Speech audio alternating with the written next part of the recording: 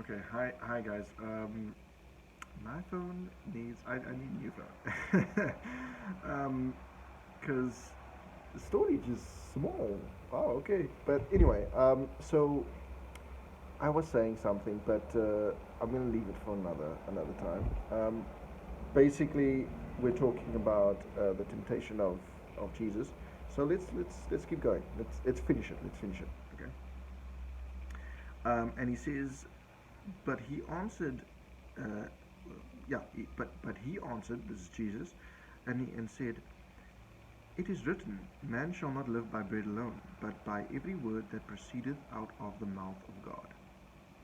Important, important to note that it's not the materialistic things. It is not even things of the flesh. Because even though you can be filled in your belly, you can be filled in your finances, but if lightning strikes or if you slip and you hit your head and die, it's over. You're not taking any of it with you. So that's why it is, and God does not uphold, and the Bible says it, God does not uphold the wicked. In fact, He laughs at them. He laughs at, oh, you think you got it. Okay, okay. He enjoys the foolish attempt to think that, you know, I get away with it. But you don't. The truth is you don't. Where can you hide? What can you hide behind? What you gonna stop? When I'm in the mountains, he's there. When you're in the valley, he's there. When you're in wherever, he's there. Down even deep in the pit, the demons will move aside. They'll be like, no, no, no. Yeah, no, I told him. I told him. Mm, I told him. He didn't want to listen. And you're going to be the one that's saying, but listen, hey, we were we, we were the same. I was listening to you. No. I didn't say go and talk to God like that. I didn't say go and do those wicked things. I just said that looks like it could be fun. I know I'm rambling. Apologies. But basically, in a slightly serious note, it's important for us to understand that God does not want us dependent on the things of the world, but dependent on Him. Because He's got the things of the world. He knows what we have need of and what we require at the time that we require it. So He can literally plan something way up ahead, and you stumbling like, give me and it be the right thing at the right time. So it's important to have a heart of appreciation. Anyway, okay. So he says, so this is one of the things that, in order to rebuke the enemy from telling you certain things with regards to um, giving you doubts or giving you fears, then the devil taketh him up into the holy city and setteth him on a pinnacle on the temple. Now, very interesting. Even though he could pick Jesus up, so he had his gifts also that God gave him. Even though he used those, he could pick Jesus up, put him on the pinnacle of a temple. Why didn't he just throw him off? Let alone push him off? Because it can take us to the point of death. It can take us to the point where we decide, where we feel we're so depressed or so sad or so disappointed that we would like to end our lives. But we need to make the decision. He will not, he's not allowed, because God does not force us to make a decision. He just, he reveals himself in different ways. But if I tell you, listen, over there, over that hill, if you go over there, there's a utopia, there is, water fountains, it's just fruitful over there. But you got to climb the steep mountain. You'd be like, okay, okay, I'll do it. But then the enemy comes and he says, hey, right there, If you worship me right now and just walk away from him, that pond over there, it's yours. You can have that pond right now. There's also great fruits and things like that. But God understands that you in order to develop, you need to go through a trial, and this is why He constantly tests us. Because now this is a whole another story in itself. Because this is not the last life. It's not. Look at it in a logical way. Um, Look at everything around you. It lasts longer than your existence. Grass dies, but it comes back again. Trees, they grow, blossom into big, nice trees, and they stay for, I don't want to say thousands, but maybe hundreds of years. It is a picture. It is just a little picture to show God never intended for us to live and then die at a certain stage.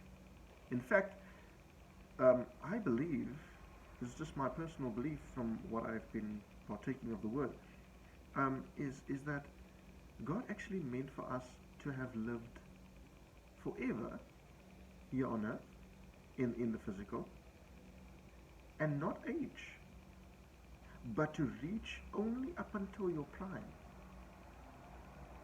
Because when we reach our prime, when we reach our like adult, our prime, you understand what I mean? Our prime age, that's when the curse locks in, and then we start to decay. Because sin removes, sin draws, sin reduces. Sin is disobedience towards God, and disobedience towards God is reducing yourself. It reduces your existence. Because you do not understand the complexities. We don't understand the complexities, not just you, but we don't understand the complexities of our decision to disobey God. It could sometimes be that when we disobey God, that we're leading ourselves down a path where the enemy can do with us what he will. That's why we are called sheep, and he is our shepherd. So if any sheep goes outside of the shepherd's corral where he was protecting, guess what's out there? Wolves, lions, there's all kinds of creatures that's not going to think twice about that. You're a sheep.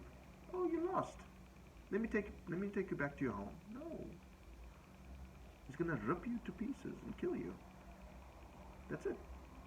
That's what they're primed for. But they cannot do it. The enemy cannot just do it. He used to be able to do it until Jesus stepped on the earth and he died for us. And now grace resides abundantly. So he cannot just do that anymore. He cannot just possess anymore. No, there's a grace. So, instead of possessing, what he will do, he will subtly get you used to him, and then just, slowly ease you up to the idea. Why don't we go for that smoke? Why don't we go for that? Because it's not about the smoke. It's about where it will take you. It's not about the drink. It's about where it will take you. If you maybe, let's say you drank, and you maybe went into the mountains, and you were drinking or smoking or whatever, eventually you'll be like, you know what? I mean, I do enjoy this, but I don't like want to do this. I don't want to drink too much anymore. Maybe you'll come to that conclusion, and the enemy knows this. So what he does is, in order to get you to remain in your ways,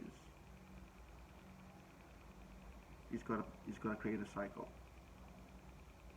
and that cycle is meant to perpetuate the hurt.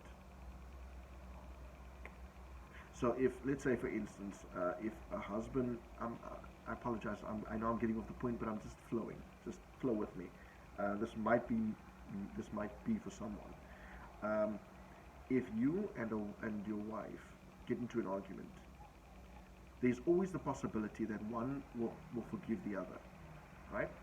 There's always that slight possibility. But in order to break that possibility of them coming back together, what the enemy will do is he will put habits on the husband, not just like you'll expose the husband to habits that leads him away from the wife, and then he will basically, like what he did with Eve, he will sort of not poison the wife, but he will instill in the wife a dislike to the husband, to not give him what the husband actually requires. And this could be just affection on a touching basis. So the husband doesn't get that affection, and this is happening even in today. The husband doesn't get that affection. Then he prepares another woman. Look at the preparation going into just to get that separation complete and to perpetuate. Then look at another woman coming into the picture, and she gives that affection. Now, granted, it's not still a good thing for the guy to go after the woman that's giving the thing that he wants. That's not his wife. Okay? So I'm not saying that that's right, but I am saying that that is how the enemy gets that perpetuated. Because if he breaks the bond, if she breaks the bond of not that affection, then he will break the bond.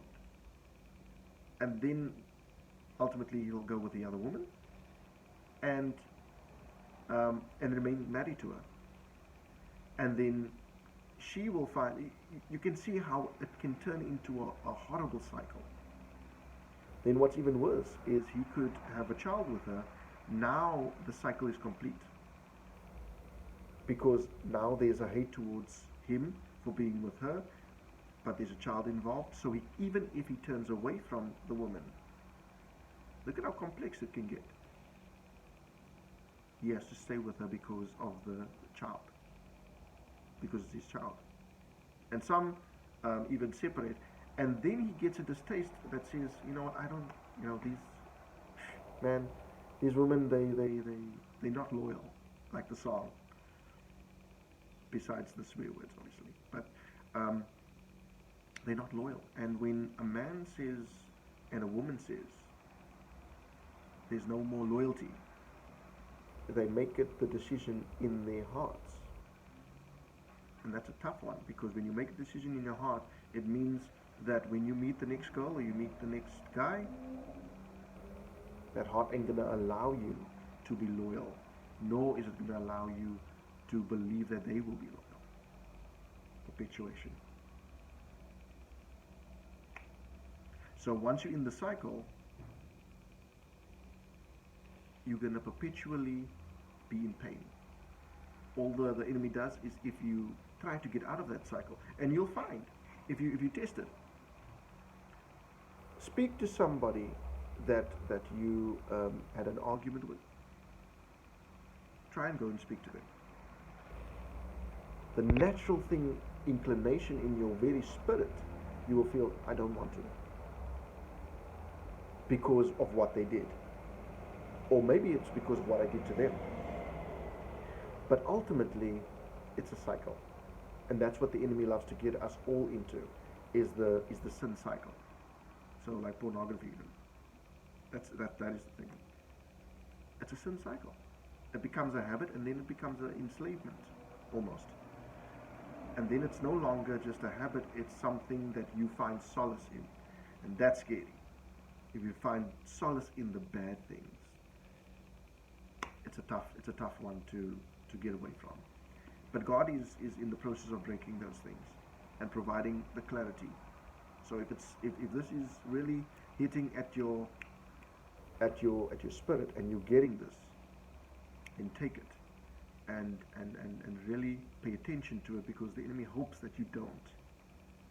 So right now what I'm doing is I'm throwing out seeds, and you can enjoy the word, which is like hard ground, Oh, I'm so happy. Oh, that's so powerful. Wow. But then when the trouble comes, I'm back. The seeds were taken. So you need to take it on a solid, on a soft ground, on a soil. You need to kind of make your heart soil so that the seeds can be planted, so that you can understand that this is happening perpetually in various ways, and this is allowing separation, and the separation allows for pain, constant pain, and that means the enemy has such freedom to mess with us, to mess with the husband, to mess with the wife, to mess with the children. He has such freedom because there's so much hate that he has allowed and not allowed, that he has created. Remember, the enemy does not get tired, so you're up against an unfair opponent. That's why we need Jesus. That's why we need to get constantly in the Word. And this is how God also reveals to us how we need to deal with it. And we need to say, listen, the book doesn't say that I can do nothing. It says I can do all things through Christ that gives me strength. Okay. So then the next part is, then, I don't think we're going to finish this. I apologize, guys, but this is a lot. Okay. Then the devil taketh him up into the holy city, and setteth him on a pinnacle of the temple. Okay. And saith unto him, If thou be the Son of God, cast thyself down, for it is written. Look at him. Look at him. He even knows of ordinances, of laws, of things in place regarding Jesus. He knows of it. So the enemy is way ahead of us. Like, you think of it this way. This is a bad thought, but think of it this way. A grown man that is well fortified, he's battle ready, he's got the experience, he's an expert in what he does, and he's fighting a baby. Full out. That's a horrible thought, but that is exactly what's happening. Because the baby doesn't understand, I'm in a fight. The baby doesn't understand, I need Jesus. And that's what we are. That's why we need the Father. That's why we need Jesus. That's why we need our King. And that's why we must constantly, this word right here, you got to get your daily bread. Because then God can reveal to you on a level that only Him and you understand. Because the enemy is constantly listening. A good example of the enemy listening is if you say to yourself, okay, you know what? Just say to yourself, you know what? On Monday, I'm gonna, or just decide a time. You know what? 12 o'clock, I'm gonna read the Bible. Around about 12, I'm gonna read the Bible, and then see if you can commit to reading it. But I can promise you, things may fall in front.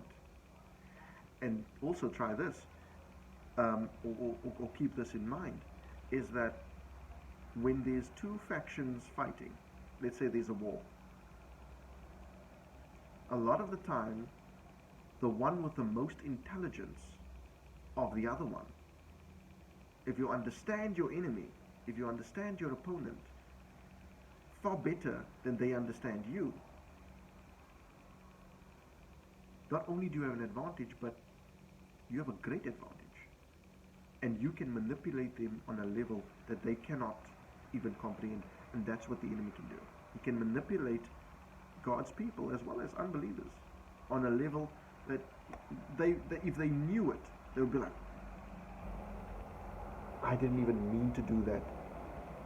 My intention was good. One very interesting fact, or situation. A girl, I think it went viral sometime. A girl was doing a nice thing for a homeless guy, and she recorded it. And it turned out this homeless guy was beating up people. On the he beat up a woman. He was accused of beating up a woman, and I don't know if he went to jail or what, but he beat up a woman, just a random woman that was sitting there. I don't know the full story, so maybe it wasn't random, but or maybe it was. But never to put your hand to a woman is my lot. Then he beat up this woman randomly, just went to her, full out fighting. This woman was laying there sleeping. It's a horrible thing to do, but he did it. And then this woman was doing a good thing for him, buying him coffees and doing all these nice things. But then this horrible story comes out. And that's how the enemy can mess with us. Where your good deed that you don't realize, he then automatically then turns your deed into the worst deed ever. And he says, yes. Now not only will the next time you will rethink trying to help somebody, but also I now have put you under the crosshairs of being dealt with by God. Because it was a good thing she did. But even though she did it, and it was a good, the intention was good, we being negligent to God.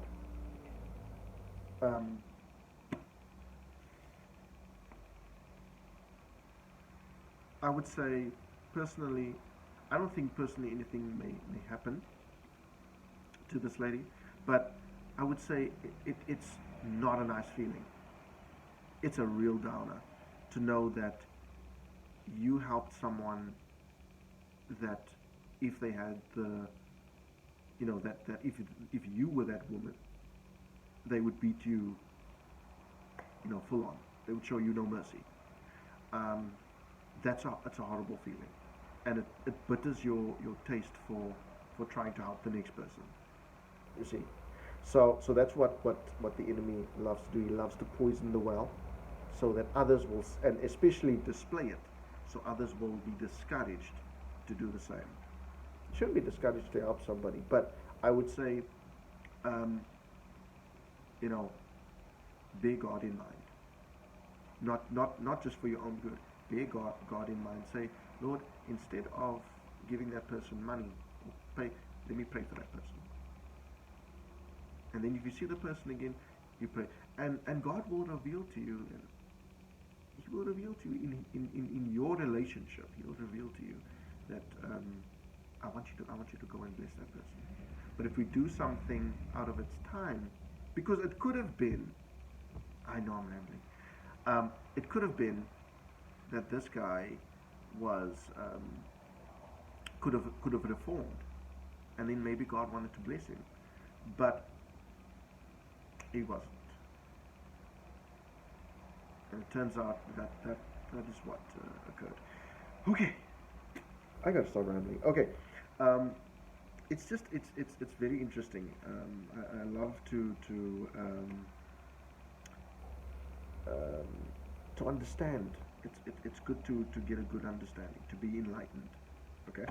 Anyway, so he says, for it is written, He shall give His angels charge concerning thee, and in their hands they shall bear thee up, lest at any time thou dash thy foot against a stone. Now, and Jesus is on another level. So he says to him, and Jesus said unto him, it is written again, thou shalt not tempt the Lord thy God. So he was ready for him. He was on it. He was on it. And then he says, again the devil taketh him up into an exceeding high mountain, and sheweth him all the kingdoms of the world, and the glory of them, and saith unto him, all these things will I give thee, if thou wilt fall down and worship me. Now listen. Oh, this is powerful. This is powerful, because here you're about to see. Okay, what you can get from this is that the enemy wanted to give God the kingdoms of the world. Now the world is already God's. It's already Jesus. It's His. Okay, because He made it. That's what it is. But why would He say, I'll give you the kingdoms? It is because he was relying on the carnal. You see, unfortunately, the enemy is devoid of wisdom. Unfortunately, because he does not fear God. He may love God, because he was created by him. And I mean, even in the time with Job, Satan came to God and they had a conversation. And there wasn't, well, I'm not talking to you. No, he showed respect. He spoke to him in a respectful manner. There was mutual understanding. But in this instance, Satan was taking his chance. So the enemy will come and he will take a chance on you, knowing that God's way is perfect, but your way is not. So he knows God's way is not your way. So I'm going to take you on a level that will make you question God's way. And if you choose still God's way, I'm going to lose you, because you're going to grow with him. It's going to be very difficult to get you next time. But I'm reliant on your worldly desire to not go God's way. And often we don't. Often we choose the flesh. Often we choose the pride. Often we choose the lust of the eye, the lust of the flesh, and the pride of life. That's often we choose that. Because it is literally embedded in our very being. We're going against the grain. It's only our spirit that is pure. And our bodies are impure. But because of Jesus dying for us on the cross, his cloak of grace covers us. And that's how we receive favor from God. But not all the time. We constantly need replenishment. We constantly need, the same way they had to do sacrifices regularly before Jesus came. They had to sacrifice regularly. Now we don't do that now anymore. Like Jesus said in the word, where he said, people are not going to worship him in the temple anymore, but in spirit and in truth. So, what am I saying here? I'm saying that the enemy overtook the people that was in charge of certain kingdoms, because they were more carnal than they were spiritual. So he overtook them. Okay? And by overtaking them and having influence with them, he now had the power to give Jesus the kingdoms. And he was reliant on Jesus, even though he knows Jesus is God in the form of the Son. But instead, and you can have a whole conversation back and forth, but I'm not going to deal with that constant argument of, is the Son greater than the Father?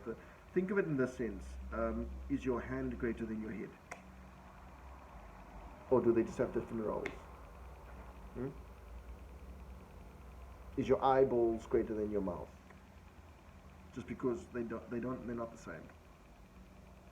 But they have different roles. They are just together. Okay? Anyway, so he wanted to give God the kingdoms that he owns already. But he has put man in dominion of it. So he relied on Jesus to fall for it. Even though Jesus was perfect in his way and walking the earth. Even in thought, Jesus was perfect. But